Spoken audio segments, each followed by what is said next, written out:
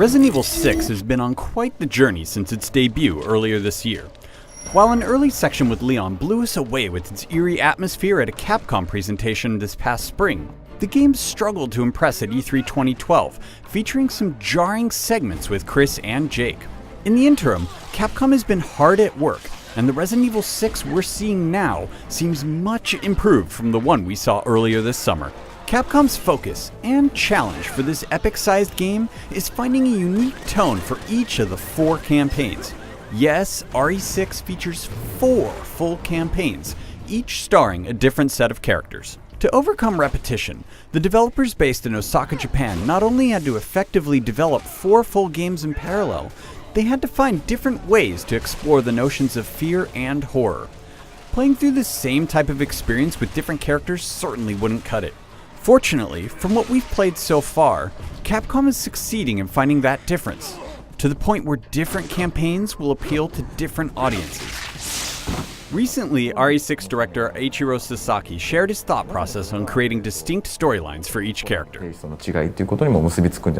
each character has their own story to tell, then that means we can also showcase different types of horror elements in each of those campaigns. Horror doesn't have to be this one monolithic thing. Longtime fans of Resident Evil will want to pay attention to Leon's campaign, as it retains a darker tone and focuses on a slower crawl through a zombie-infested city. In some ways, it feels like a return to Raccoon City, but with the benefit of modern technology and production values. Action here comes in bursts, with Leon and Helena Harper moving quietly through desolate courtyards full of the undead that are ready to attack at a moment's notice.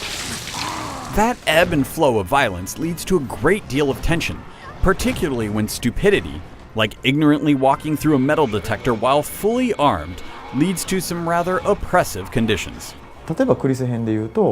You just think, okay, I'm gonna start, I got all these army guys with me, I'm just gonna run and gun, shoot my way through the enemies. Lately, Capcom has given us a much better impression of Chris Redfield's campaign, which on the surface appears to be very much like Resident Evil 5. That is to say, heavy on the action and light on the horror. But it turns out that isn't quite true, as Redfield's team is slowly pulled apart as the forces of evil descend upon them. What we played of Chris's campaign, however, was still relatively early, as his team is intact and kicking ass. This portion of the game definitely calls back to RE5, perhaps containing more action than any Resident Evil game before it. Knowing that Chris and his BSAA partner Pierce will increasingly find themselves isolated and outnumbered gives us hope that this portion of Resident Evil 6 won't be completely without fear. Jake's portion of Resident Evil 6 has been well documented to this point. He and Sherry Birkin are being pursued relentlessly by the Ustanak, a nemesis-like beastie that we all saw in the E3 and Dragon's Dogma demos. Our latest turn with Wesker's son didn't feature a chase, however, as Jake and Sherry are simply attempting to fight past an onslaught of Yavos, which morph their limbs as they are wounded. In some case, they'll completely transform into lizard-like beasts, becoming more powerful than ever. It's hard to know what to make of Jake's campaign so far, as this latest demo is wildly different from the Ustanak encounter we'd played previously. And neither sampling left an overly fond impression. The Yavos are simply too fast and powerful compared to Jake's arsenal, leading to a lot of mindless, seemingly unintentional running. Frankly, it gets old and fast. This is but a small slice of a lengthy storyline, however, so here's hoping these limited samplings are simply lacking context. If the other 3 campaigns raised a lot of questions about the RE6 story, then Ada's campaign is the answer.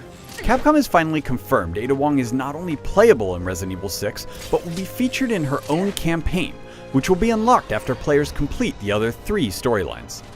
Featuring a healthy mix of puzzles, action, and creepy dungeon crawling, Ada's demo gave us a quintessential taste of classic Resident Evil gameplay, something we've been craving for many years. Ada's segment of the game also allowed to get a better sense of Capcom's intentions for its slightly retooled zombies. This time around, Ada is forced to confront armor-wearing undead knights, requiring more strategy to defeat, making what used to be a mindless encounter anything but that. If Ada's campaign is anything like our brief demo, which culminated with a high-powered battle against a slimy naked lady named Deborah, Resident Evil 6 will feature a very strong final chapter. All told, Capcom's latest playable sampling of Resident Evil has left a far more positive impression than it did a couple months back. It's clear Capcom is listening. It'll be interesting to see how the game fares when we're able to sink hours, not minutes, into each campaign. For more on Resident Evil 6, stay tuned to IGN.com.